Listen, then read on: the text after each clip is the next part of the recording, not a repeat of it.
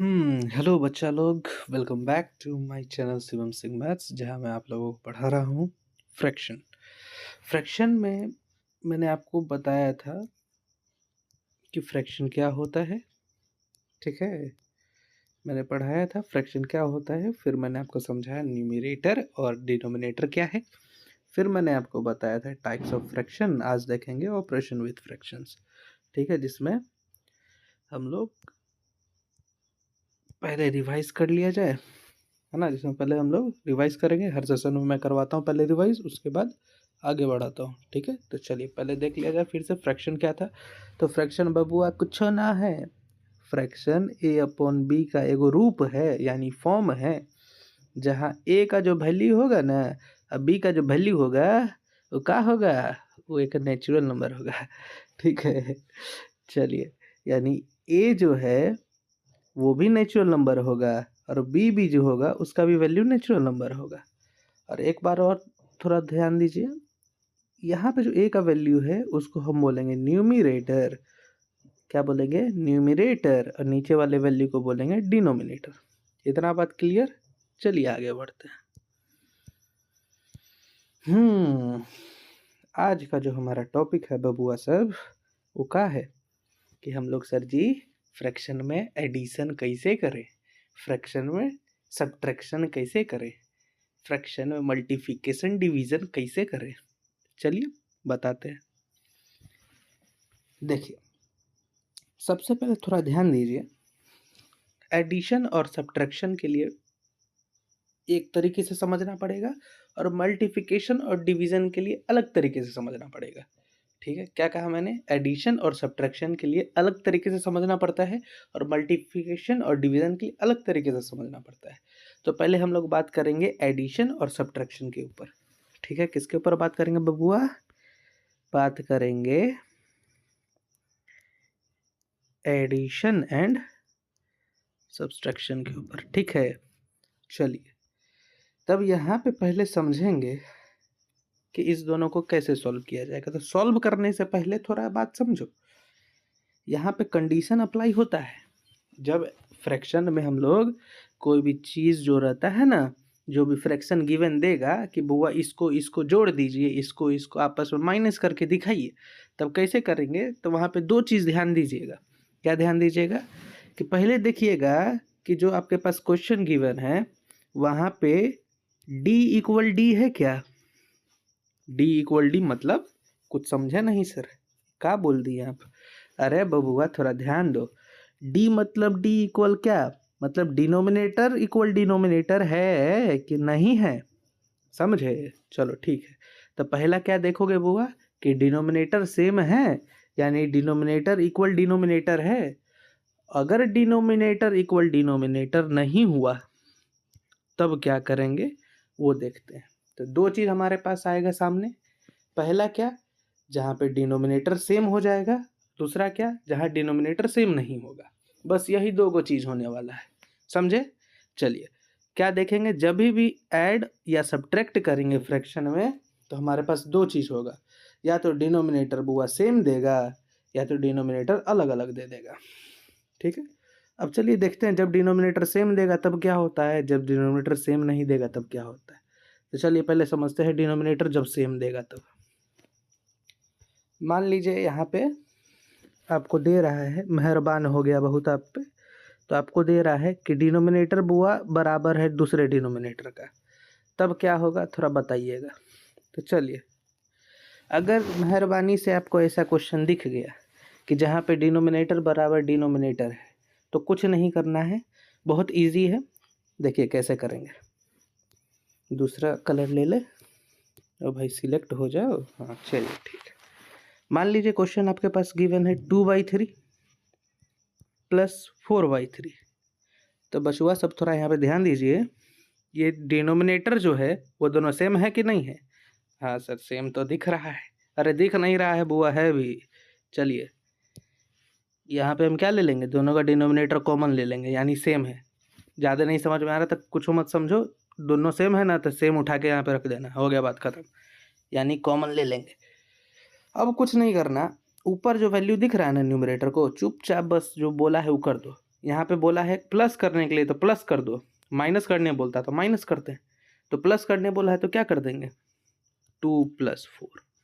अब जोड़ दो चुपचाप, 4 + 2 कितना होगा, तो 6 होगा, और नीचे 3 का 3 होगा, यानी 6/3 तुम्हारा क्या हो जाएगा, आंसर होगा। समझे? अरे बुआ थोड़ा रात देख रहे हो कितना हो रहा है, देखो टाइम दिखाते हैं, 12:30 बज रहा है थोड़ा, ठीक है, इसलिए थोड़ा इसे बोल रहे हैं, नहीं बोलेंगे तो नींद आ जाएगा। चलो तो थोड़ा जोक्स पार्ट को साइड में रख के थोड़ा समझ लो।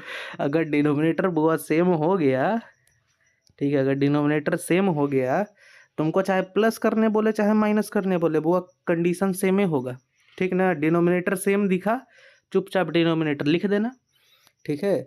और ऊपर में जो न्यूमरेटर का वैल्यू है उसको सीधा, अगर बोला है तुमको ऐड करने तो ऐड कर दो, माइनस करने बोलता तो माइनस कर दो। अरे नहीं समझे हो तो रुको, फिर से हम करके दिखा देंगे, माइनस भी, डरो मत। चलो इसका एक माइनस वाला भी करिए देते हैं। अब देखो स्टाइलिश भी मजाक कर रहा मेरे साथ, सिलेक्ट नहीं होता है एक बार में, जबकि नहीं का है। चलो कोई बात नहीं, मान लीजिए बोला है कि बुआ 2/5 है, ठीक है, कितना है 2/5, इसमें से माइनस करना है 1/5 को। तो पहले क्या सिखाए हैं, चेक कर लो, दोनों डिनोमिनेटर सेम है ना, सेम है तो चुपचाप वही लिख दो, उसका डिनोमिनेटर वही लिख दो, और उसके बाद क्या करो, ये वाला यहाँ लिख दो, और माइनस बोला है तो माइनस कर दो, और यहाँ का जो वैल्यू वही लिख दो। तो क्या हो जाएगा, 2 में से 1 को हटा दो, इतना तो कर ही लोगे, तो यानी 1/5 है। थोड़ा अब देख लिया जाए, तो यानी कहने का कुछ मतलब नहीं, अगर ऐड होगा तो वो यहाँ पे ऐड कर दीजिएगा, माइनस होगा तो माइनस कर दीजिएगा। चलिए आगे बढ़े, समझे? यानी पहला पार्ट हम लोग का क्लियर हो गया कि जब डिनोमिनेटर इक्वल डिनोमिनेटर होता है तब क्या करते हैं, ठीक है। अब दूसरा पार्ट समझिए, अभी कहाँ जाइएगा, रुकिए। दूसरा पार्ट क्या है, तो दूसरा पार्ट बुआ तुम्हारा होगा कि जब टीचर अब थोड़ा तुम पे मेहरबान नहीं होंगे, यहाँ पे थोड़ा ध्यान से समझना है ना, कि डिनोमिनेटर जब डिनोमिनेटर का इक्वल नहीं होगा तब क्या करेंगे। थोड़ा सा दिमाग लगाओ, फोकस रखो, ठीक है, थोड़ा सा धैर्य रखो, समझा रहे हैं, आराम से समझ में आएगा, घबराओगे तो नहीं समझ में आएगा। चलो समझाते हैं। जब डिनोमिनेटर सेम नहीं होगा डिनोमिनेटर का, तो थोड़ा सा यहाँ पे तुमको काम करना पड़ेगा। मान लो क्वेश्चन तुम्हारे पास है 2/3 + 3/4, ठीक है। तो अब देखो यहाँ पे अब तो मामला नहीं बन रहा है कि सर पिछला बार तो था, दोनों से में तो था, चिपका देते थे, पर इस बार तो चिपका नहीं पाओगे। तो देखो जब डिनोमिनेटर सेम नहीं होगा ना, तो तुमको पिछले क्लास में जाके देखोगे, पिछले क्लास में तुमको समझा दिए हैं एलसीएम कैसे निकालते हैं, ठीक है। तो चुपचाप यहाँ पे एलसीएम निकाल लेना, ठीक है। और थोड़ा यहाँ चीज़ ये भी चीज़ दिखा देते हैं, समझा देते हैं कि सब जगह एलसीएम निकालने से काम नहीं बनेगा, ठीक ना। निकालना तो एलसीएम है, थोड़ा ध्यान से भी दोगे तो शॉर्टकट में भी निकल जाएगा। जब ऐसा कोई नंबर तुमको दिख जाए, जैसे कि यहाँ पे 3 है, उसका जस्ट बाद 4 आता है ना जी, तो ऐसा वाला में क्या करेंगे, सीधा मल्टीप्लाई कर देना, वही एलसीएम हो जाएगा। क्या बोले, जब कोई तुम्हारे पास ऐसा डायरेक्टली नंबर हो जाए कि उसके बाद उसके जस्ट बाद दूसरा नंबर आता हो, तो उसको डायरेक्ट मल्टीप्लाई करके एलसीएम निकालते हैं। मान लीजिए यहाँ पे आपको बोला गया कि 2 और 3 का निकालना है एलसीएम, तो क्या करोगे, सीधा क्या कर दोगे, 3 2 जा कर दो, 6 हो जाएगा। मान लीजिए 9 और 10 का बोल रहे हैं निकालने की, तो क्या हो जाएगा, 10 9 जा 90 होगा इसका एलसीएम। समझ गए ना बात? चलो ठीक है। तो यहाँ पे क्या है, 3 4 जा 12 कर दो, यहाँ पे इसका एलसीएम लिख दो। अब एक बात थोड़ा ध्यान देना, आराम से देखो देखो देखो देखो देखो। पिछले बार जो था वो क्या था, डिनोमिनेटर जब डिनोमिनेटर का बराबर था तो यहाँ पे जो चीज़ लिखा होता था और यहाँ जो लिखा होता था उसको सीधा यहाँ लिख देते थे, ठीक है, और ऊपर में इस दोनों को ऐड कर देते थे, इसको और इसको ऐड कर देते थे, है ना।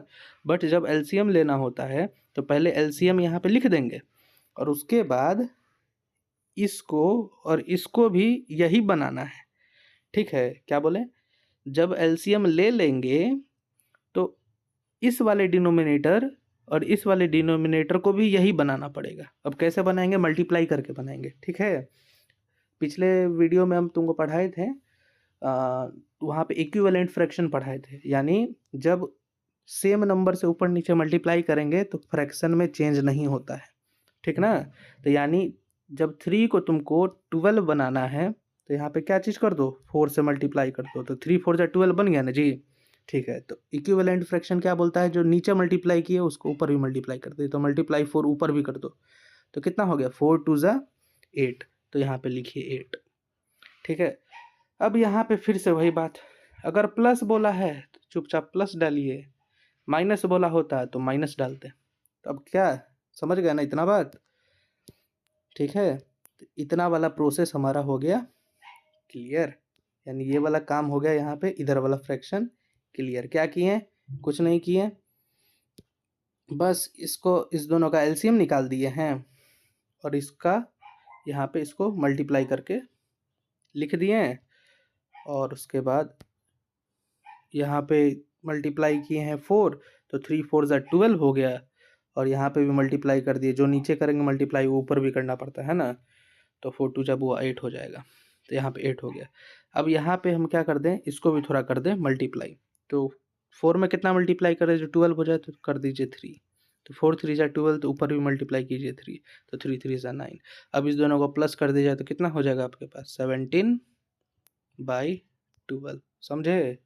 चलिए, इसमें तो थोड़ा घिचपिच हो गया है, एक माइनस वाला लेके आपको समझा देते हैं, ठीक ना।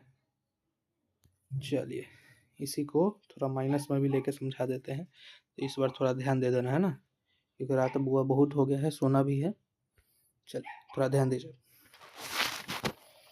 मान लीजिए यहाँ पे बोला गया 5/6 5/6 माइनस 2/12। ठीक है, तो हम क्या करेंगे, 6 और 12 का एलसीएम लेंगे। क्या लेंगे पहले, क्योंकि डिनोमिनेटर तो सेम है ही नहीं, तो 6 और 12 का एलसीएम ले लीजिए। तो 6 और 12 का एलसीएम कितना होगा, अगर नहीं पता है तो वही क्या कैसे करोगे, तो यहाँ पे करो 6 12, 2 के टेबल में कितने टाइम्स, 3 टाइम्स में, 2 के टेबल में कितने टाइम्स, 4 टाइम्स में, तो क्या बन गया, ये बन गया 2 3 जा 6 और 6 4 जा 24, यानी दोनों का एलसीएम कितना हो जाएगा 24। चलिए, तो दोनों का एलसीएम को डाल देते हैं 24, दोनों के एलसीएम में लिख देंगे कि ये 24 हो गया। उसके बाद क्या बताए थे बुआ कि इसका भी डिनोमिनेटर और इसका भी डिनोमिनेटर दोनों को हमको क्या करना है, यही बनाना है, तो मल्टीप्लाई करेंगे।